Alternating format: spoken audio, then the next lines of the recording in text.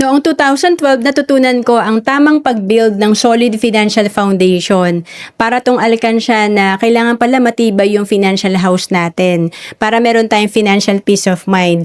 Unang-una, syempre yung pundasyon kasi ito yung nakakalimutan natin, dumediretso tayo sa investment. Ang pundasyon nito, dapat pala may healthcare tayo pero familiar lang tayo sa short-term healthcare kasi ito yung binibigay sa atin na benefit ng ating kumpanya.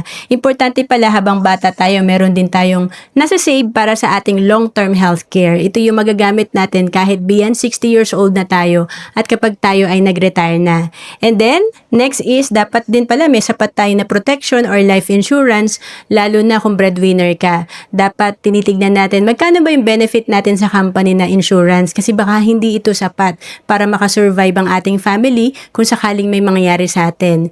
And of course, eliminate debts. Importante nakakabayad tayo ng utang natin at kung pwede nga, zero yan para may peace of mind tayo.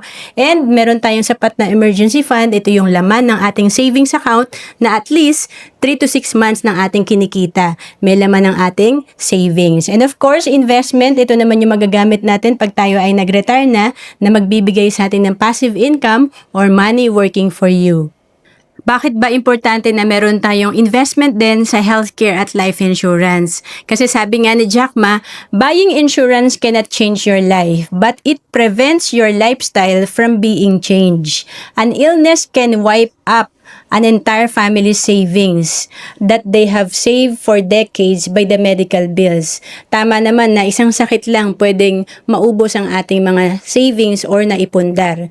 Kaya nga, you will not turn bankrupt because of buying insurance, but you will cause your loved ones to turn bankrupt if you don't. Kaya importante, meron tayong life insurance at healthcare. At kung naghahanap ka kung saan ka ba pwede magsimula na may healthcare, life insurance at savings, pwede ka sa Kaiser na again dito 3-in-1 na kasi may investment ka, healthcare at life insurance. Ito ay 7 years to pay lang, pwede ring one-time payment and 20 years maturity.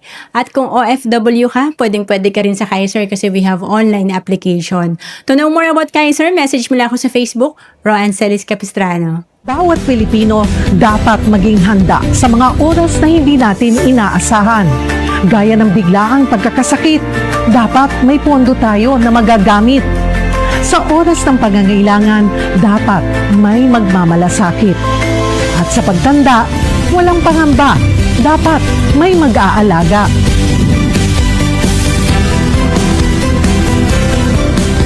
Ganyan mag-alaga ang Kaiser. Yan ang dapat. Ako po si Cheryl Posit.